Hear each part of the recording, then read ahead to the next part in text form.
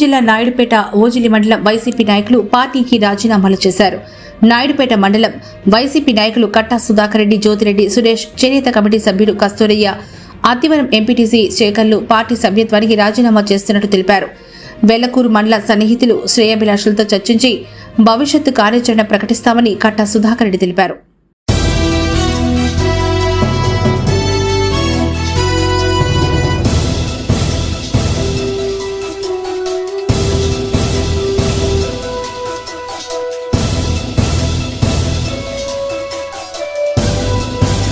పోయిన తర్వాత వైసీపీలో ఉన్నాం.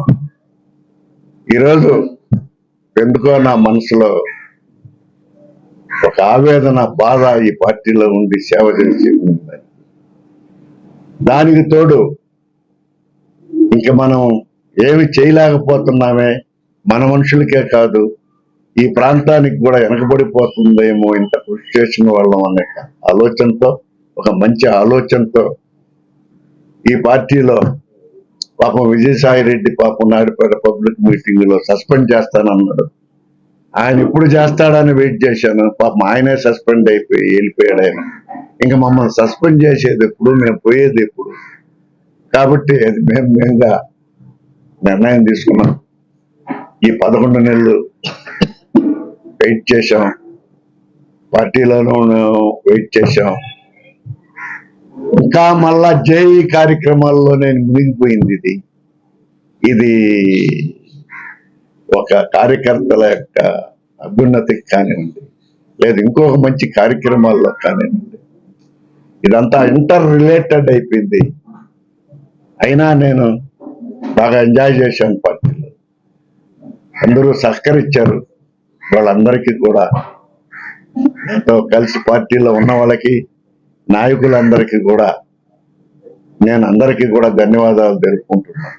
ఏవో సమస్యలు చిన్న చిన్న ఉండొచ్చు, పోవచ్చు. రాజకీయాలు, పార్టీలు నేను ఇప్పుడే మారుతాను, ఫలానా పార్టీలే పోతాను అని మాత్రం నేను ఖచ్చితంగా చెప్పలేదు. ఈరోజు వైసీపీ పార్టీ ఇంకా చాలా మంది చేస్తా ఉన్నారు, వద్దు.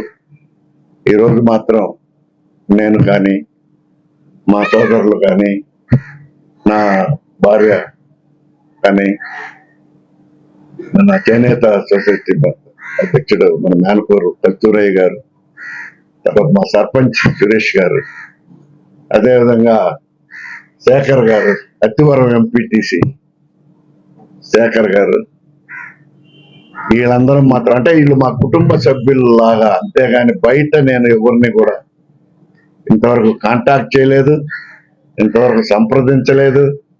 వాళ్ళ అభిప్రాయాలను బట్టి, వాళ్ళ ఆలోచనలు బట్టి అందరితో వారం రోజుల్లో ఒక సమావేశం మేము ఏర్పాటు చేసుకుని ఒక సరైన నిర్ణయం తీసుకుంటామని, అందరం కూడా ఏకగ్రీవంగా సరైన నిర్ణయం తీసుకుంటాం.